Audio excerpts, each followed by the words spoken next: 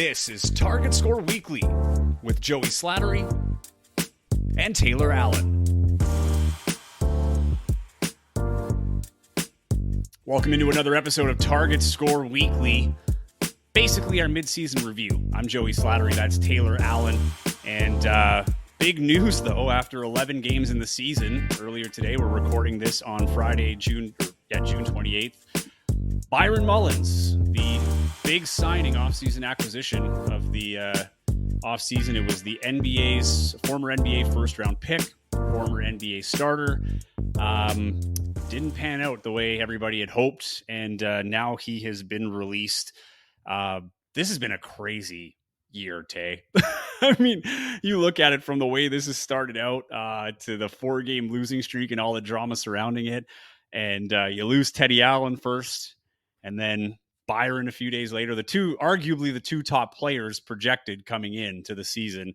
I couldn't have predicted that, but how do you feel about this latest development?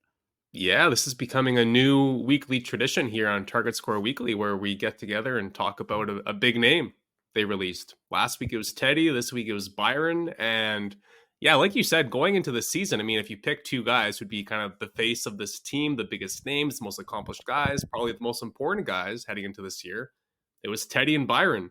And here we are just past the midway point, and both these guys are gone, and for very different reasons, of course, but I think we kind of saw the writing on the wall for Byron a little bit in that Saskatchewan game. I know he didn't play last night against Niagara, but that Saskatchewan game, he started the game, played 3 minutes, and then he came back on in the second half and played another 3 minutes, and then that was it. And I realize some teams you kind of match up differently with, and some teams you kind of want to play more small ball in or whatever. But I mean, to see his minutes drop to 6 minutes, it's kind of like, okay, like something might be going on here.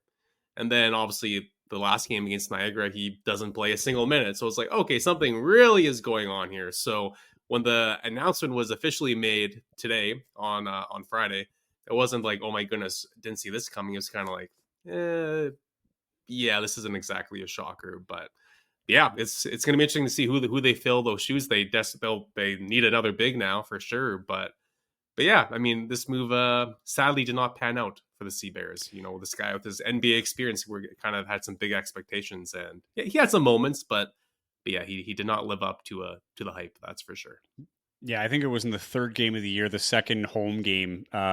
I think it was against Ottawa. I think he had the 18 points there. I think he had a double-double, if I'm not mistaken. But yeah, you're right.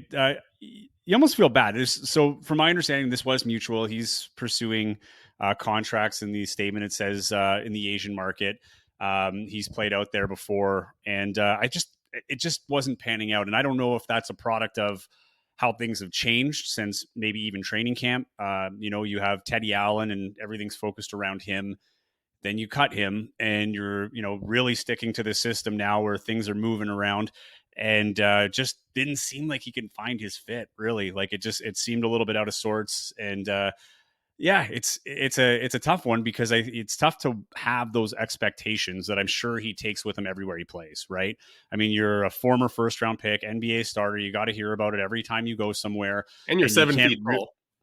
And you're 17 feet tall, and you can't reinvent yourself, right? And being 7 feet tall, I mean, he was a pretty good 3-point shooter, but everybody hated that he put up threes. But that's kind of the downfall with that. And I think even from the Sea Bears standpoint, they would have liked to have seen him attack the basket. I think that was one of the things that I noticed watching him play was, he liked to step out more than he liked to step in. But there's a lot of times where he's not around for rebounds because of it, right? As a 7-footer and the struggles they had rebounding, I'm sure you want your tallest guy, I think he's the tallest guy in the league, under the basket, able to give you a hand there. And, just there were times where I felt like, even with him, with the offense, there might've been some stalls, in terms of on the pick and roll and things like that. It just didn't seem to suit his skill set. And, the Sea Bears had found success bringing in Emmanuel Acott. And the Scotty Lindsay acquisition, he made his debut, a good one yesterday, 10 points in his first game. And I think he's coming off some ailments from his winter season. So, you're starting to put the pieces together for this, I wouldn't say smaller, but more athletic lineup, right? You've got guys that can jump out of the gym, with David Wencat being another one. He had a double-double yesterday, 13 rebounds and 11 points. But Yeah, it's you wish him well. I think the one thing is he did have an impact with the players. We talked to him on Target Score Weekly when he first got here, and he talked about his willingness to coach. He wants to be a coach, but also just guide. Like guys that want to get to the NBA, that want to advance their career. And I think there was some good insight shared there with some of the younger players. But at the end of the day, this is a team that is starting to turn a corner. It feels like still has to secure its playoff spot, and before the season started was a championship favorite, at least one of them. So it surprised me to an extent, but not like that the announcement was made. It was more of a surprise that this didn't work out, like a longer term surprise. Like it was a surprise in the making, if that makes sense. I just kind of assumed this was going to work out, and but everything kind of just started falling apart in that Niagara game, the first one in Niagara, that road trip, and then coming home to play Edmonton, and we all know how that played out. But just a wild swings in this season. Since our last episode, I believe the last episode they had lost to Edmonton, they had released Teddy. Well, they've gone on to win 3 games since then. They've improved their record to 6-5. They're now third in the West. One more thing on Byron, I just wanted to add.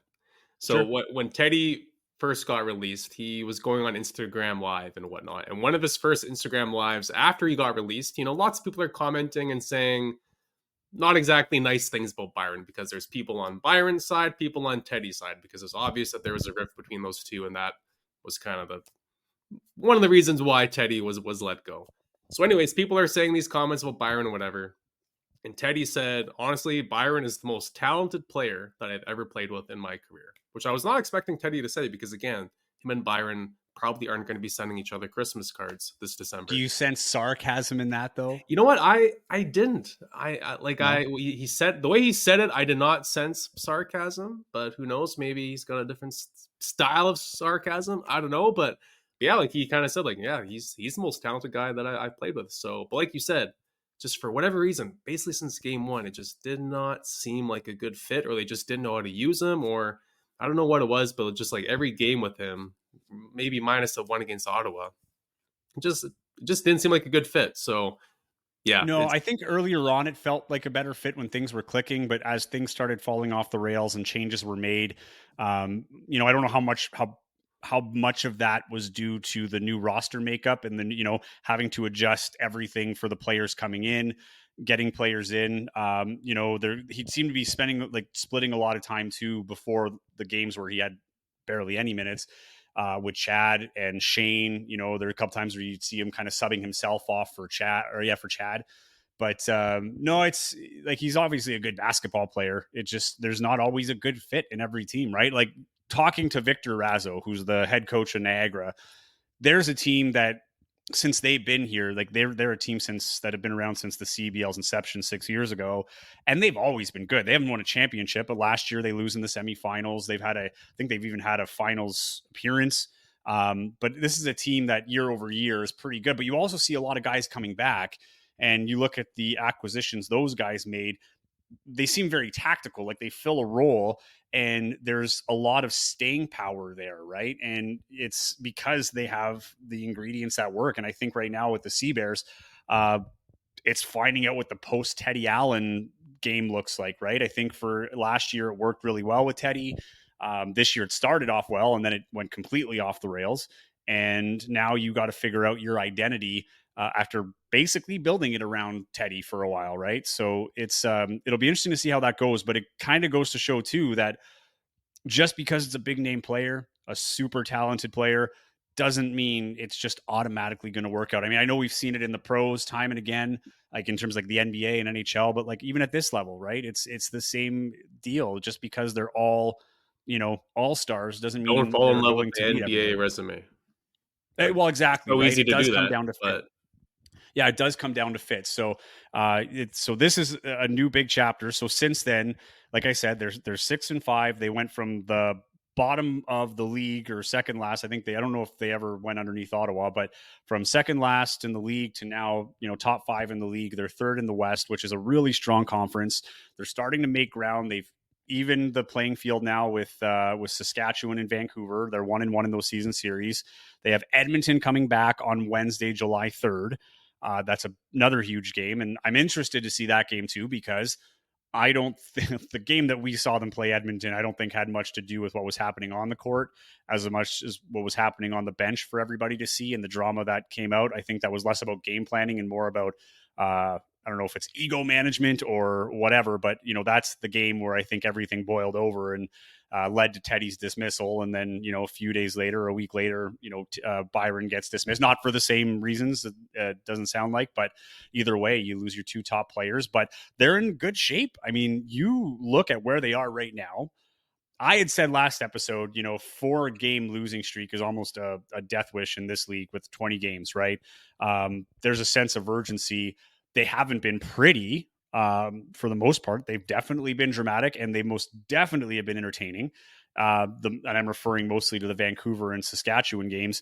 The Niagara game, to me, the one at home that they just won, their 6th win of the year, that one felt more complete. Like, we were seeing them play the brand of basketball that head coach Mike Taylor has been wanting them to play for a longer sequence. There weren't many lulls in the game where, they allowed Niagara to come back.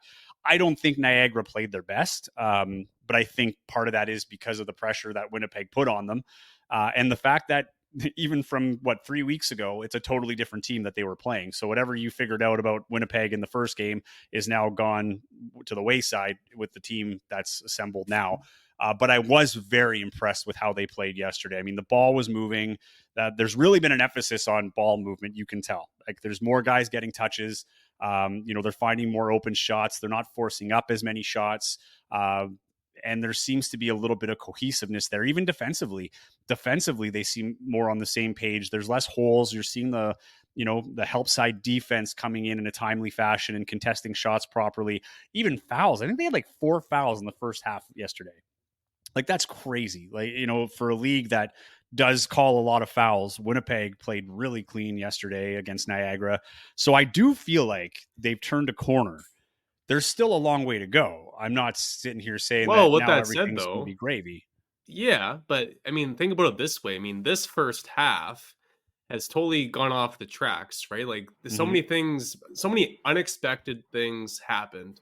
And the fact that they could be sitting here today at 6-5 is a huge victory, right? No one saw Teddy getting released. No one saw Byron getting released. And you compared to last year, I don't think, correct me if I'm wrong, I don't think they had any signings after the first game last year, right? Like, the guys that they had in training camp and they started game 1 with, that's who they basically finished the year with, other than EJ Anasike, who went to play for the Nigerian national team. Where this year, I think was Jelani here the whole year? I think he might have missed a game or two, but like, he was signed. He missed training camp, but he was there That's game 1. He was their best player in game 1. He actually won them that game. But you look at this year, right? They signed Emmanuel Acott after the season started. They signed Justin Wright Foreman after the season started. Scotty Lindsay just signed him last week. David Wencat, he joined late because his season overseas went a little late. And then they're going to be signing, I would assume, a replacement for Byron. So that is 1, 2, 3, 4, 5 players who missed training camp, who joined this team at least a week, if not weeks, into the season.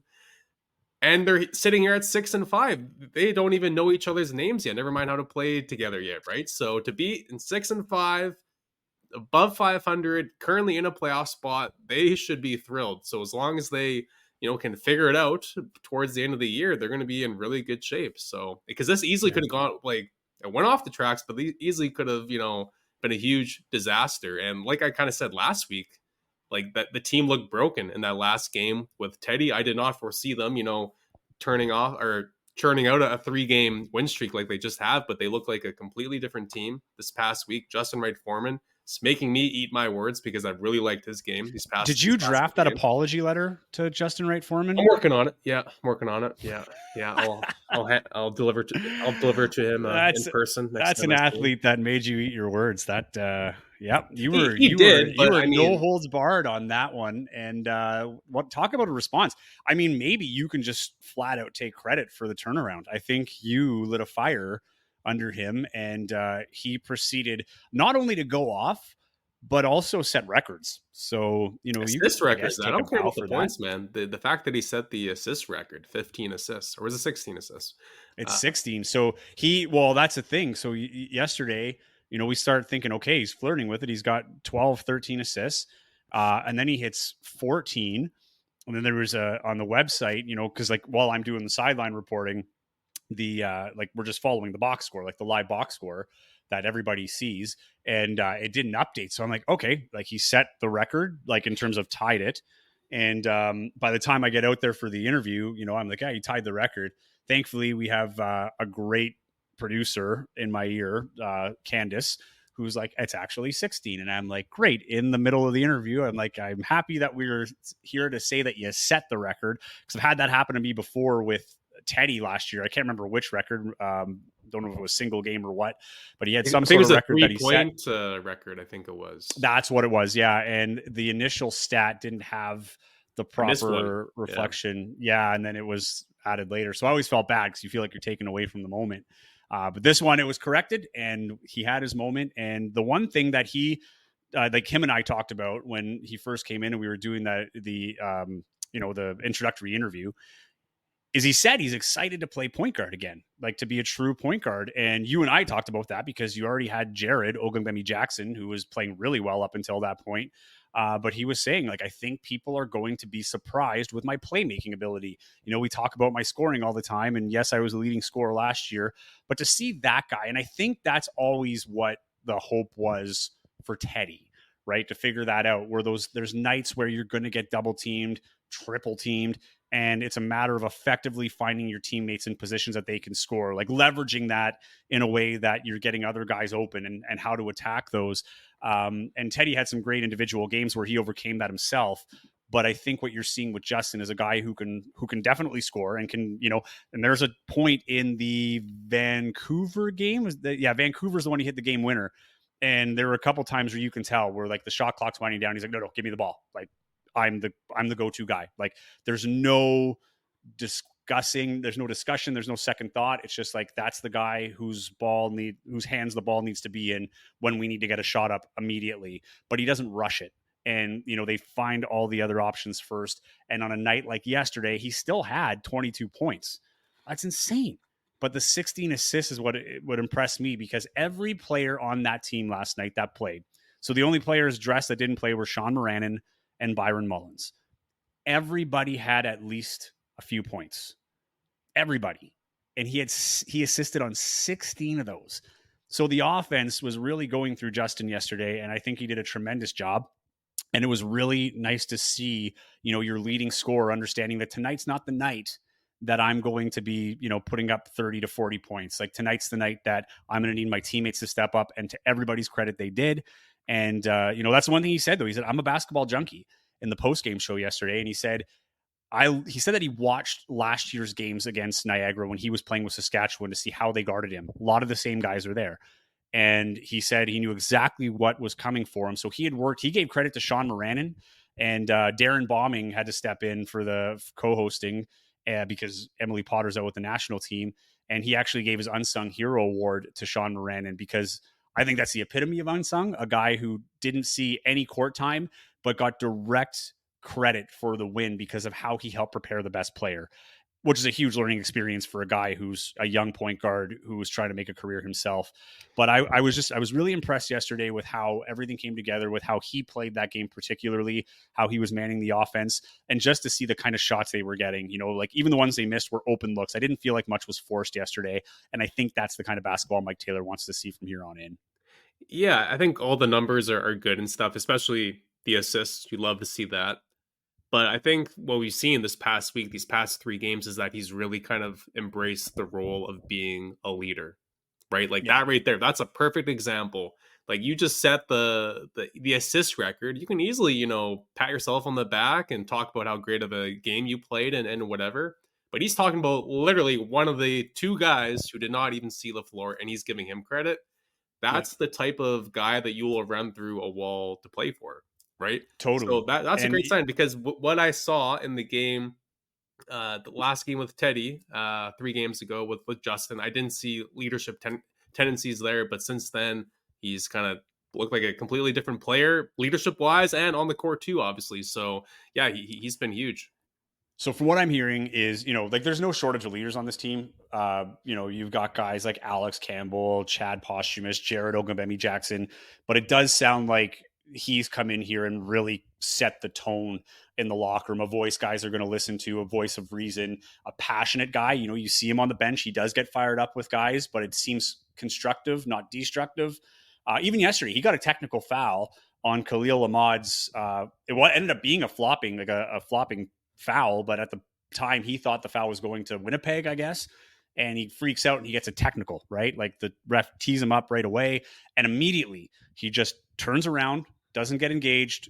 I guess I didn't hear exactly, but it looks like he went to Mike, like, yeah, my bad, Mike Taylor, and not understanding the foul, but not letting it go past that. It was bad enough, but immediately in the moment, didn't even put himself in a position to come close to getting a second one, just immediately ate it and moved on and had a spectacular game. Now, I don't want to be the guy to dampen everything, but you talked about how lucky they are, and That's usually me. That's usually my job. I know. The one thing I'll say though is that home stretch came at the perfect time, because as much as they had that 3-game win streak, they were down 12 points going into target time against Vancouver, and they were down 10 points against Saskatchewan. Most teams don't have a comeback like that in a season. They were down 27 at one point. They were down 27. Yeah, 27. I think 25 at the half to Saskatchewan. To that effect, sure. Even the 25, you break that down. That's one thing. But being down double digits or more going into target time and then coming back, erasing that deficit, and then scoring the next 9 points to the target score before the other team does is spectacular. I commend them for it for sure. But I don't know if that happens in Vancouver. I don't know if that happens in Saskatchewan, right? So I do think while they are happy with where they are, they've come a long way. I do think there is a sense, not luck in terms of like lucky bounces, just luck with the schedule in this case, that they were back home for the amount of time that they have been to rebound in this, because there is a chance that they're 6-5 now. So they could have been 3-5 going into the Niagara game. That could have gone the other way. So or whatever. No, that would have been 3-7. Sorry. And math sucks for me. I'm not a great mathematician, but they could have had that game though. They should have lost the second game of the year, their home opener against Scarborough. Well, so that actually adds to my point. Exactly. Right. So there's been a number of games that have been close where they did come out on top. That game, the Scarborough game, is a lucky bounce because 2 foul shots were missed to win the game. So that one actually is luck on the court. This one, I don't believe it was luck on the court. I think they did play hard, but that doesn't happen very often in this league, to do it, especially do it back-to-back games. But it seems like they're on the right pace, but I don't want to be overconfident right now because I still think there's a lot they have to figure out. I think yesterday was a good one, but I don't think one game cancels all the issues they were having. Is it an anomaly? They just had the one good game where things were clicking. Edmonton's going to be a good test. Edmonton is a really good team, and Edmonton is fast, they're strong, and they play inside, and that's been a hard issue for the Sea Bears. They've made some additions that I think are going to help with that, but it's going to be tested on Wednesday on the game on July 3rd against Edmonton, because I think that is a team that is really well built. You talk about a team, maybe not all the stars in the world, but it's built in a way that they're very cohesive. They all have their roles and they all play it really, really well. And they get very balanced scoring. So it's not like you can just, jump on Brody Clark or whatever and, hope for the best with everybody else like that. Their offense moves very nicely. Well, that's the one thing I notice, especially when you're watching them live, like when they're playing Winnipeg, like just how quickly they move the ball around the perimeter, how they get open for passes. It's a lot to watch. So this will be a good test for Winnipeg. It's another must win. It kind of feels like they're all a level of must win until they give themselves a little bit of padding, but especially against those Western teams, you need to even up that series with Edmonton because you have one more game against them. And, I look at Edmonton and Saskatchewan and Calgary, those. I feel like Vancouver is probably going to end up on top just because of the start they had. But I feel like in that middle bunch, you really have to get ahead of those guys in case we get into a tiebreaker situation going into playoffs. I'm not a fan of the whole must-win thing in sports. To me, a I know you're must-win not. game is if you lose, your season's over, or if you lose, you're gonna miss the playoffs for sure. So yes, if they win, it'll make their season easier. But if they lose to Edmonton, they will survive. But I don't think it's fair for them to get knocked. I'll be the positive guy for a change. I'll try this out. I don't think it's fair to Try knock this them. out. I'll try out this gimmick. I don't think it's fair to knock them for these past 3 games and say, well, they're at home and they can't get away with that stuff if they were on the road and whatever. Because again, this team is trying to figure it out. They're learning on the fly how to play together. They really did not have a training camp because they've had so many important guys now jump in late and whatever. It is so hard to do that at this level. Yeah. So hard. Especially now when you look at Justin Wright Foreman. He's going to be like, he's the best player on the team. He's the face of the team. He's going to be one of their biggest leaders. He joined late, right? Like that's not an easy situation to be dropped into. So I don't think we should knock them for, yeah, they were playing with fire a little bit in some of those games. But I think also too, like that's kind of a sign of a championship team is that you can, rally late and you can play clutch basketball when you really have to. And, lots of teams, lots of good teams, they can't do that. So they easily could have thrown in the towel when they were down 27 against Saskatchewan. Like if No people question. if people left that game at halftime, I would not have blamed anyone because that first half was brutal. And then the second half, even third quarter started out a little slow. And then the fourth quarter, they totally figured it out defensively, offensively. Emmanuel Acott, oh man, we could have spent 30 minutes just talking about this guy's last 2 weeks, how huge he's been for this team. But like this team is turning the corner here, and I think there's a lot of positive things going on with these guys. And again, once they're even more comfortable with each other, big things can happen. Even though this first half has been a total gong show, so it's gonna be interesting to see. I'll agree with you on that. I agree with you in the sense that those games are very constructive. The fact that they did come back, and to be fair, like they came back against Vancouver, the best team in the league, right? And there was a sense of desperation. I think the big part for me there was the desperation being answered because Vancouver doesn't have that, right? And I think that also was a part of it. A 12-point lead that they give up going into target time, and what's their second loss of the year. So those guys aren't crying on the way to the locker room. They're probably a little disappointed that they allowed a comeback, but you can't win all the games. Yeah, but credit to Winnipeg. They came back. Same with Saskatchewan, right? Saskatchewan, I feel, is kind of the surprise team so far this year for me. Like they're really good. I knew Jalen Harris was a huge addition, but I think they're a pretty complete team. And I was wondering how they were going to respond once they lost Balsillie, but they're doing great, right? They added there's a Bryce Williams, and so they're in good shape. And I think that to me was one because that's a team that understands that they need every win. Like they're not as good as they are. I don't think they're sitting there thinking we're the best team in the West. We really have to earn every win. And I think that loss for Saskatchewan probably hit a lot harder than it did for Vancouver, if that makes sense. But I'm going to give Winnipeg credit. The one thing is they did dig deep. They did win. And I've said that, at the end of the day, a win is a win. Like, it doesn't matter how, it's how many. And that truly is the case because now they need to win a bunch. But it's still, I'm looking at it. There were parts of those games that it didn't have to get there. It's great that they fixed it, but we've seen in the past that they weren't able to fix it and they lost those games, when they lost those 4 in a row, particularly. So here you are now. You've got 3 games. You've built on those 2 dramatic wins, and then you have a pretty, what I say, like a steady game with Niagara, a good game where you're really implementing what you've been wanting to implement and things that Mike Taylor talks about.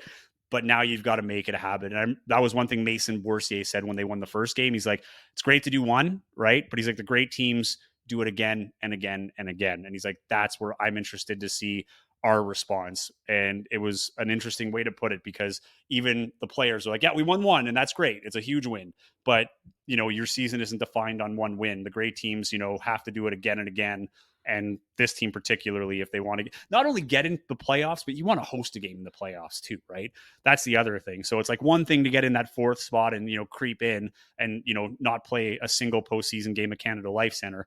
It's another thing if you can get that, the quarterfinal game or, the play-in game, whatever, as the home team where you get that fan you get to play in front of your fans, which obviously in Winnipeg is a huge deal compared to other places. So it's huge. They're in third right now, but like that really doesn't mean anything because they're 6-5 and the other two teams are 5-5. So, if either one of those teams win, then, Winnipeg goes back just because of the wins losses with Calgary and then the scores with Saskatchewan. So it's definitely not in the bag. There's still, it's a very finicky Western Conference. A lot can change as this league is. It's just, a crazy league in that sense, but it's a step in the good direction. I like what I saw against Niagara and those come from behind wins the first two times. At the end of the day, you strung 3 by any means necessary. Now you have one more game here and then you're on the road again. So we'll see how they respond here. But if they can get that win and go on the road with a 7-5 record, I think that is a lot better than going 6-6. Where I know you hate the term, but hot take 7-5 is better than 6-6. Holy smokes! Right? Yeah, stop the presses. Stop the press. Right? I know.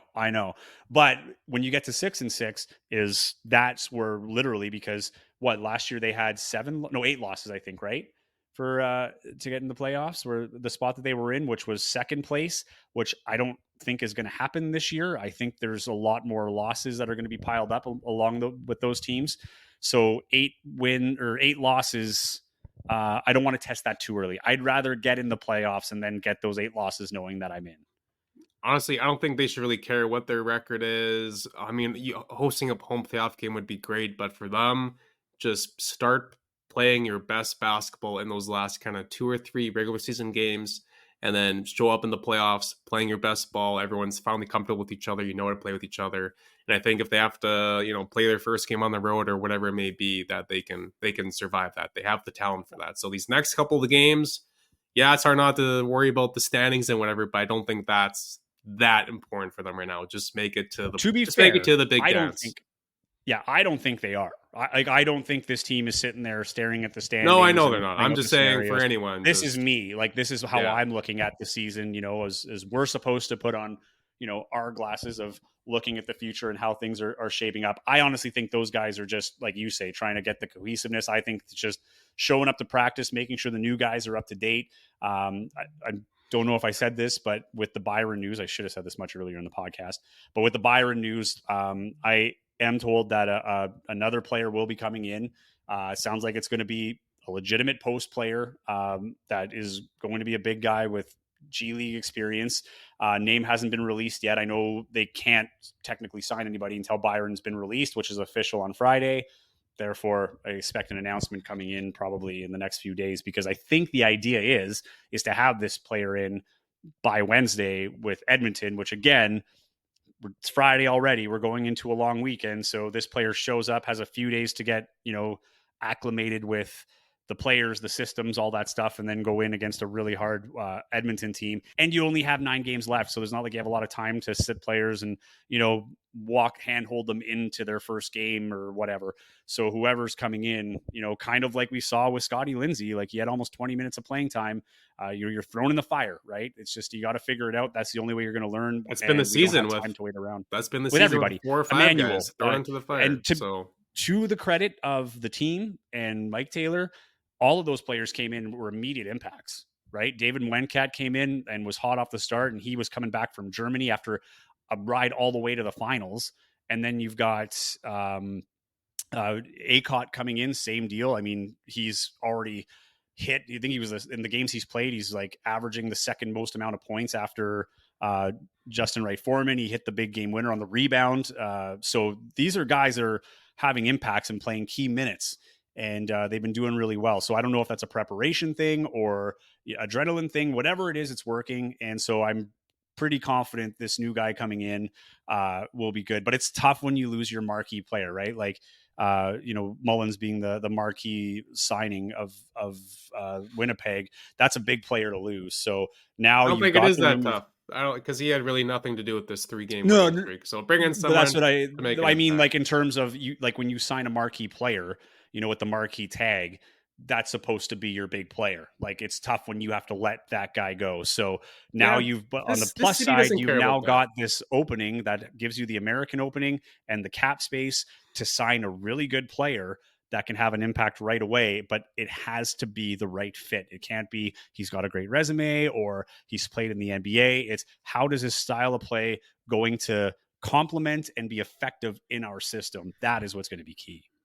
Yeah, I mean, this city does like sure everyone likes the marquee name and whatever, but this city, like this is a smart basketball crowd in Winnipeg. They just want to see a good team, right? So yeah, Byron, him getting cut, not working out, that sucks, but whatever. The city, they're over it. They'll be okay. But just I think we should summarize the first half though before we end the show with the very prestigious Target Score Weekly Midseason Awards. So for you, Joey Slattery, this is a hard one, right? Last year this would have been very easy, but for you, who is the first half MVP for these Sea Bears? First half MVP is That's a hard one. Yeah, but it's Justin Wright Foreman. I mean, I know he wasn't there the whole part of the season, but he came in under totally different circumstances than what he's in right now, right? He came in with how do we make Justin and Teddy work, and they're all going to get their looks, and everything's kind of designed around that. Then you lose Teddy, and he's back to that role that he's used to as leading scorer, but also his ability to facilitate, his ability to lead. I do think this is a guy you said, seems like a guy people would run through a wall for. And I think you're right. So I think the MVP is, I don't think I overthink this one. A lot of guys have contributed, but I think the MVP and needs to continue playing this way. I think for Seabear's success is definitely Justin Wright Foreman. Who's yours? I don't like that pick. Got to be honest with you. He's only played 5 or 6 games, whatever it's been. I think it's got to be a guy who's been here since day one. And I think it would have been Jared, but he missed some time with his back and whatever. So a guy who they've been able to count on every single game. He's had different roles quite often this season, and he's embraced them, hasn't complained, plays awesome defense. He's starting to hit some more shots as well. I think it goes to Mason Bercier. I knew you were going to say that. So yeah, so I agree with you. And Mason, here's my title for Mason. He's not the MVP. He's the MIP. He is the most important player on this team. I think even when they weren't playing well and everything was hitting the fan, he was still one of the guys that was making things happen positively. And it's not things that pop up on the score sheet. There's one play particularly where against Vancouver, in target time, Tajay Moore, who, NBA caliber player, probably the front runner for MVP in the CEBL this year, he's guarding him, sees that moment where he has an ability to knock the ball out. He's going for the steal. He knocks the ball out of bounds. Not a turnover, but he disrupts the offense and shaves a lot of seconds off the clock. Vancouver comes back, has to force up a shot. The immediate play after, he goes up in transition and then hits a transition three. I think it was his only three-pointer of the game. And they go on to win that game. So I agree with you. I wouldn't call him the MVP, but I do see where you're coming from. I could get on board with that. But I think the most valuable player, just because of the tangible points and stats he's putting up, is Justin Wright Foreman. But I agree with, I don't agree. No, how do I put this? I agree with you in theory. I'll take it. That's more than usual. Yeah, that's more than usual. I like the pick. It's not mine, and you don't have to like mine, but I actually do like your pick. I think Mason definitely is deserving of the props that he's getting. Well, this is the award that no one wants to take home, Joey. This is the first half biggest disappointment award. Mm-hmm. Who do you got? Taylor Allen for pooping on Justin Wright Foreman, and then Justin Wright Foreman coming back and proving him wrong. No, I'm just kidding. The biggest disappointment. I actually respect that pick. I respect that more than your Justin Wright Foreman MVP pick, actually. No, my most disappointing is definitely, I don't know if it's the player, but you can say Byron. For me, it's Teddy Allen. And it's just because that it didn't work out. Statistically, it looked all good. But I think the biggest disappointment was everything that transpired and the fact that he had to get let go and they couldn't make it work with him. To me, there was so much promise around that. You can kind of co-award it if you want between him and Byron. But I think it was like that was the first domino to fall when everything went down, and it was the first domino taken away to get everything back on track. And the city loved Teddy, right? I loved watching Teddy play. He's an entertaining basketball player to watch. Good guy. You're rooting for him. I think everybody in Winnipeg, despite the leave, is rooting for him to do well. And to me, that would be my biggest disappointment, was just with all the hype built around and all of the, like the helter skelter that's come because of him leaving, right? Or even when he was playing, it was just nothing I was expecting. So I would say that was probably the disappointment of the half season. You?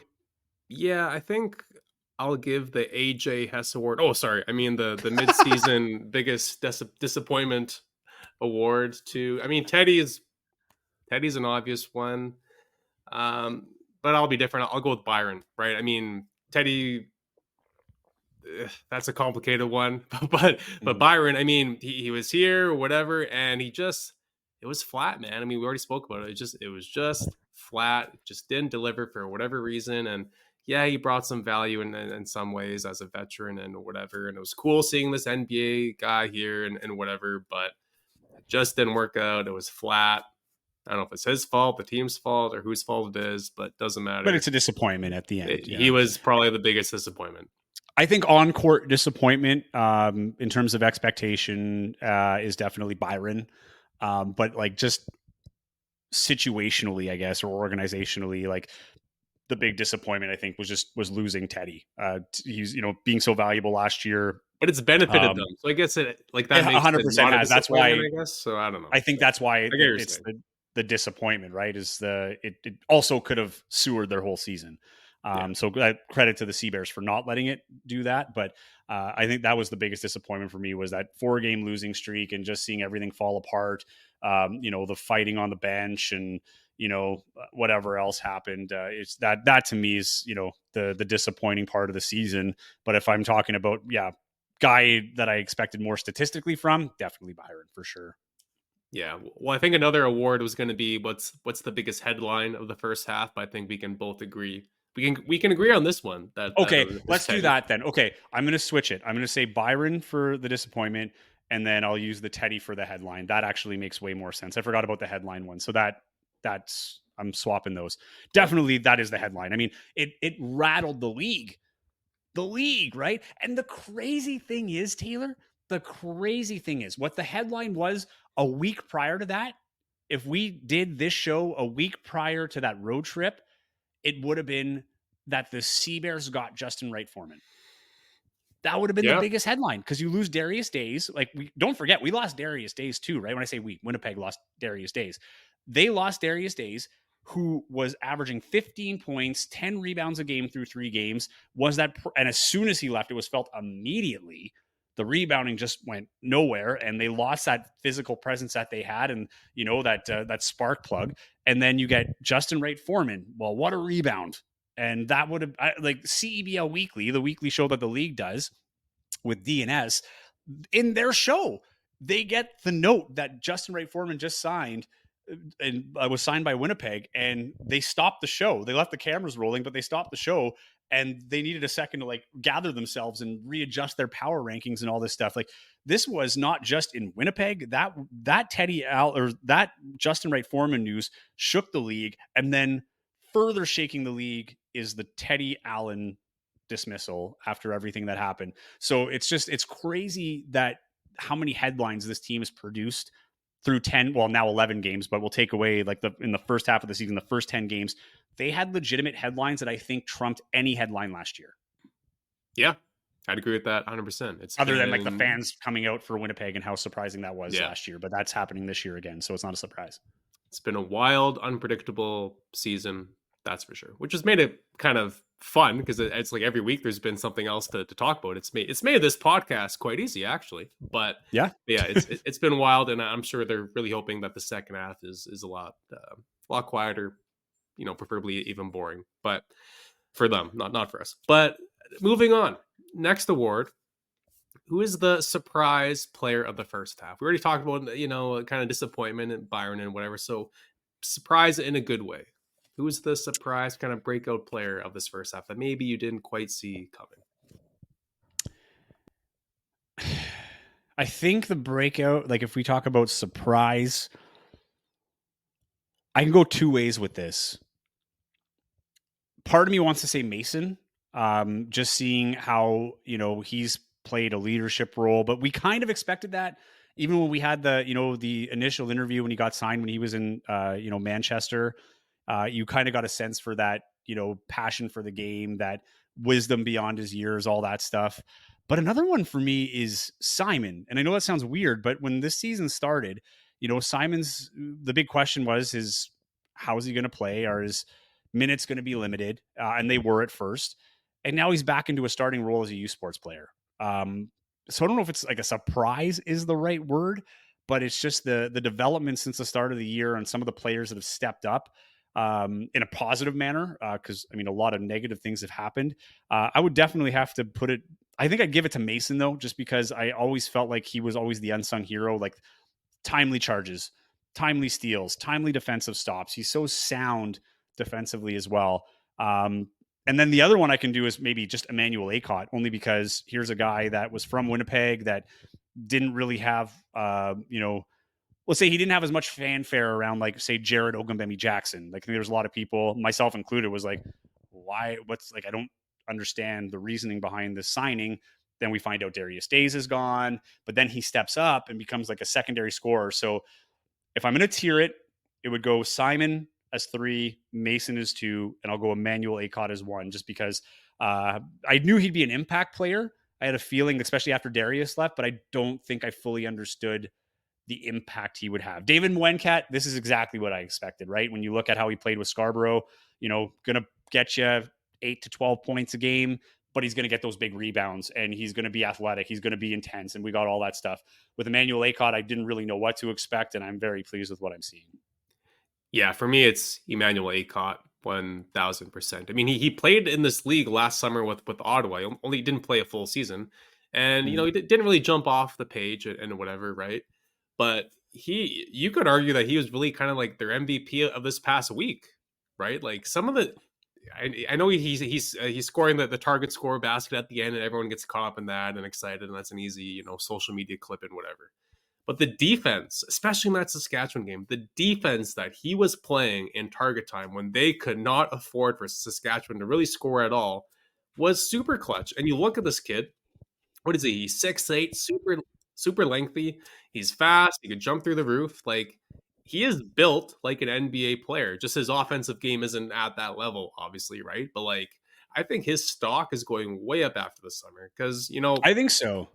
Like we said, like when he first got signed, we're both kind of like, well, like this is cool, another Winnipeg guy, and he's brings some size and defense and whatever. But like, where does he really fit in? But heading into the back half of the year, like Emmanuel is going to be one of their most important players for sure. And he's still a super young player. Like he was only in school 2 years ago, right? Like he's still figuring out like how to be a professional and whatever. And we're really seeing a huge second year leap from him, which has been pretty cool to see. And another thing for him, he's also playing 2 roles that are not similar. Like he's filling in at the 5 right now, but he's also been playing the 3 at times. Like, so you look at it, like he's got guard skills. Like, he's a big guard, but a small 5, if that makes sense. Right. So he's kind of playing on either side of where like he probably is most comfortable, and he's doing a phenomenal job. I think the other thing, I said, looking at how his collegiate career panned out and everything else, I said something along the lines of maybe it's a reclamation project, a chance for him to rebound. And I think that's actually happening, right? Like if he has a good season this year and then follows that up and his confidence is where it needs to be, and he goes overseas in the winter and continues to play the way he's playing right now, man, sky's the limit for this kid. Like, and you're right. He's a young guy. He's got the build. He's got the skill that we've seen. And I think he's still early in his development. Like he's just, I don't want to say a late bloomer because he was really good in high school and he was good in the NCAA, but I think we're really going to see key parts of his development here. And I think this stop is going to be, monumental when we look back at his career path of how the Winnipeg Sea Bears experience helped elevate him. I got no more awards. What about you? You got any other ones or? Just an NBA championship for the Boston Celtics. Oh, we made it. We almost made it an hour. Almost did. But I was thinking about it. I don't think we met. I think the last episode was before the Celtics won the championship. To be, and to be frank, they didn't even lose enough games in an entire playoffs to get eliminated in a series. That's crazy, man. Just an all-time dominant team.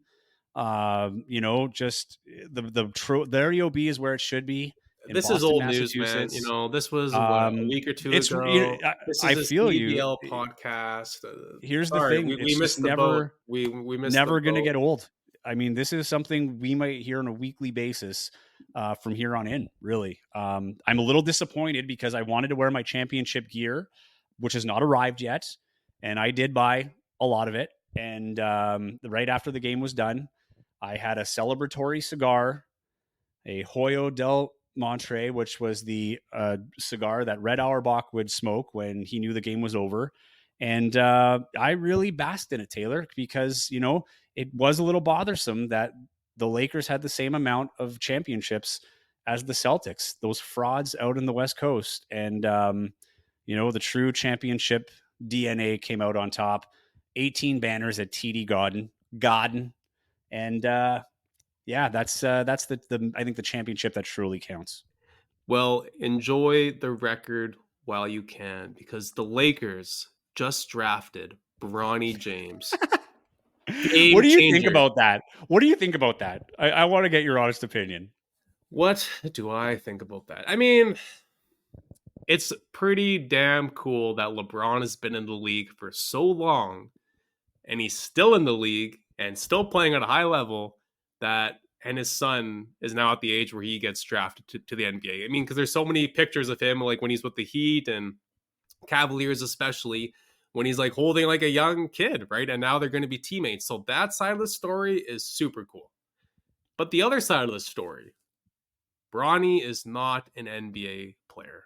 Certainly not a drafted one. Maybe an undrafted guy, you invite him to your summer league and whatever. But if you watch him at USC, his size, whatever, he's not an NBA guy. So he's taking someone else's spot, right? And so it's very obviously draft him just because of his last name. So that always rubs people the wrong way. You see a lot in coaching, right? Especially in football, like, the defensive pack's assistant coach is the defensive coordinator's son or whatever. But so we don't really see like this too often. So I get why it rubs people the wrong way quite a bit. But I mean, like, let's be honest, I would be surprised if Bronny even played this year. Maybe a couple games just so they could be on the same court together, but like, he's going to be in the G League, man. Like, this kid is not an NBA player, but who knows?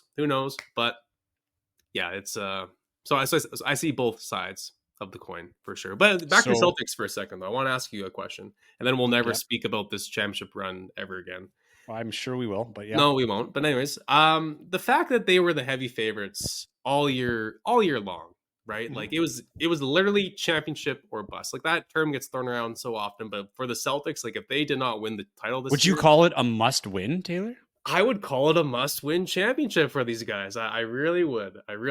So, and they do it, right? And they get through every series, pretty much make it look very easy. Especially against those Pacers. Anyway. Oh, come on now. That was the most competitive 4-game sweep in sports history. But anyways, did that make it not quite as satisfying for you that basically you've been expecting this, preparing for this for months? Like, when the Raptors won, like, it was kind of out of left field, and the story was, that they went through in the playoffs is like a roller coaster of emotions, and they win. It's just like, oh my God, it's an amazing moment. But for like the Celtics, it was a very boring run. Right. So was it really that gratifying? I feel like it was incredibly gratifying, because if they don't win, then you're going to be losing your mind, because this was the best they ever had. You're going to be questioning everything, right? It seemed like everything was building up. Like, they lost the championship 2 years ago. Then last year they got beat in the conference finals. So yeah, it was very gratifying. And I will say, when you're in that position, everything is under a microscope. Like, people are looking for things to talk about, right? Like, whether it was Joe Mazzulla doesn't know when to call a timeout, or, Jason Tatum's not a true superstar, or, Jaylen Brown, like, should he have stayed or should he have gone? Whatever. Like, everything is just under a microscope, even though they were far and away better than everybody, to the point where even with Dallas, everybody was making Dallas is going to, they're built for them. You've got Luka and Kyrie, who are gamers, and, Boston doesn't have that. I'm like, there was just like blatant disrespect. And then they made quick work of them. And I figured that Dallas would win one. I think I said in the last podcast, or maybe 2 podcasts ago, whatever. But, I was like, I think it'll be a 4-1 series. I don't think they're going to sweep Dallas. I did think after 3-0 they might, but, Dallas was going to win a game. But, like, take that one game aside, which was like a historic loss. that was their only bad game of an entire playoffs. And up until that point, what was the win streak? Like 10 or something. And they hadn't lost a game in a month. Like, yeah, it's gratifying because look what happened to Florida, right? They have a 3-0 lead. Edmonton comes back in the NHL finals. They end up winning. But can you imagine that if your team's up 3-0 in the finals and then loses? It's only happened a handful of times in sports, let alone like a finals. I think the Leafs are the only one to do it in a finals. It's never happened in basketball. So that would have been awful. So yeah, no, it's very gratifying when the expectations there and the expectations met. Get out of here with that garbage. I thought it was a fair question, but okay, whatever, fine. Oh man, I know. But yeah, that's the last time we'll ever speak of that title. So I'm glad you're able to get out of your system. So that's great. But anyways, right. in closing, if people ever want to question our love for basketball or our dedication to this podcast, it's Game 7, Stanley Cup Finals, Panthers, Oilers. North America is sitting there watching this game. So many storylines. McDavid, Paul Maurice. Doesn't get any better than that. And what are Joey and I doing? We're texting about the Winnipeg Sea Bears. If we're not married to the game, I don't know who is. It's so funny between you and Emily Potter now. Emily Potter is so dialed into this team, and she's out competing to play for Team Canada in the Olympics. It's like I talk about this team like even more than I should. Like, we have a podcast, we cover the team, and we're still talking about them even when other big sporting events are happening. I love it. And we want to hear from you, right? So, I mean, I probably should have checked before we started because people are asking questions on Instagram a lot. We do have an email. We forgot about the mailbag. We've ditched that. Totally. To be fair, it's been crazy. Just trying to get these going with all the news that's happened. I'll have to check the inbox. I haven't even really checked it. So, but yeah, you can email us targetscorepodcast@gmail.com. At Joey Slattery TV. That's on Instagram, whatever, Twitter, Facebook. At Taylor Allen 31 is Taylor's. So yeah, hit us up, man. Anything that you want to know, or if you have, an opinion on the team, you want to share your opinion, this is your chance to air it out with your peers, right? Everybody here is a CEBL fan and Sea Bears fan. I know we're not the only ones texting each other about the Sea Bears during the Stanley Cup Finals, Taylor. I'm sure there's a few of our listeners out there too when all this stuff's happening. So yeah, hit us up, man. And it's been fun. Like this year has been wild. It's been fun to cover. And I think the one thing I'll say in my closing remarks is that with everything that's happened, the adversity that this team has faced in, for CEBL standards, like biblical proportions, like just the absolute craziest things from, having to cut your reigning MVP and then a week or so later having to let go of your NBA first round draft picks, 66 game starter in the league. And you've turned a 4-game losing streak into now a winning record after 11 games. This has the makings for a great story if they can continue the trajectory they're on, make a playoff run. And, can't think about it now. They're not in that state, but, just thinking ahead, if they do get to that championship game and win that, it's going to be a heck of a story. And all good stories have adversity. This team's had no shortage of it. It's going to be a very exciting second half of the season. It'll be interesting to see if they can keep this up and avoid everything that's happened in the first half and the second half. And at this point, I have no reason to believe that won't happen. Well said. Could not agree more. Well, whether it's a happy ending, bad ending, or whatever it may be, this last half, we will be there week in, week out, delivering the good, the bad, and the indifferent on Target Score Weekly.